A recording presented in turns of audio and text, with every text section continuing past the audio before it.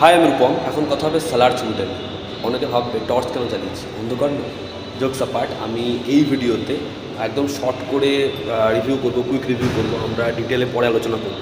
তো কেমন লাগলো সালার ছবিটা, আমি একটাই কথা বলবো, তোমরা এই ছবির প্রোমো দেখে ইমপ্রেস হও না হও, যারা মাস অডিয়েন্স, যারা প্রপার মাস ফিল্ম চায়, তারা এই ছবিটা দেখে ডেফিনেটলি ইমপ্রেস হয়ে যাবে।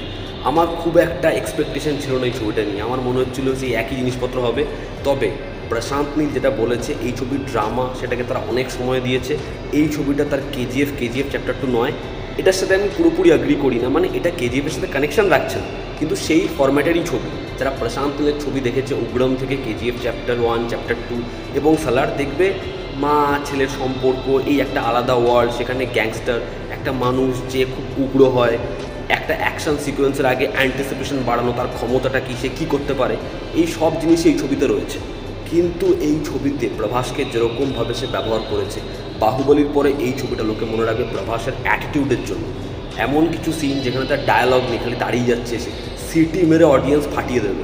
এই ছবির ইন্টারমিশন ব্লক জাস্ট পাগলা করার মতো, জাস্ট ছিটকে যাবে, তুমি চেয়ার ফেয়ার ভেঙে দেবে। এখানে প্রভাসের অ্যাটিটিউড যেরকম, পৃথ্বীরাজ সুকুমারের ডায়ালগ বাজি সেরকম।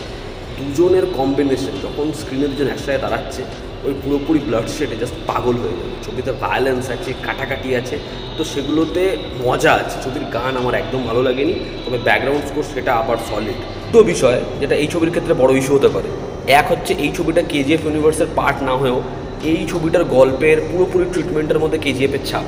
তো এটা একটা বিশাল হিট ফর্মুলা, এবং হয়তো অডিয়েন্স সেই কারণে এই ছবিটার জন্য বেশি এক্সাইটেড হবে, যেটা আমার মনে হয়েছে সেটা আলাদা হতেই পারতো। ছবির মিউজিকের ব্যবহার একদম ভালো না, ব্যাকগ্রাউন্ড স্কোর খুব ভালো, শ্রুতি হাসানের অ্যাকসেন্ট খুব বাজে।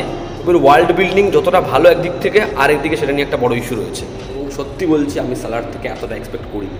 আমার এক্সপেকটেশন, যারা আমার ভিডিও দেখে তারা যেন একটা লো ছিল, কিন্তু এই ছবিটা নিজের প্রমিস রাখতে পারে, এবং তারাও ভালো ছবি বানিয়েছে, এই জন্য তারাও কনফিডেন্ট। এই ভিডিও আমরা পরে ডিটেলে আলোচনা করব, সেখানে ভালো লাগা খারাপ লাগা সব নিয়ে কথা হবে। আবার দেখা হচ্ছে। The video all star, bye, take care.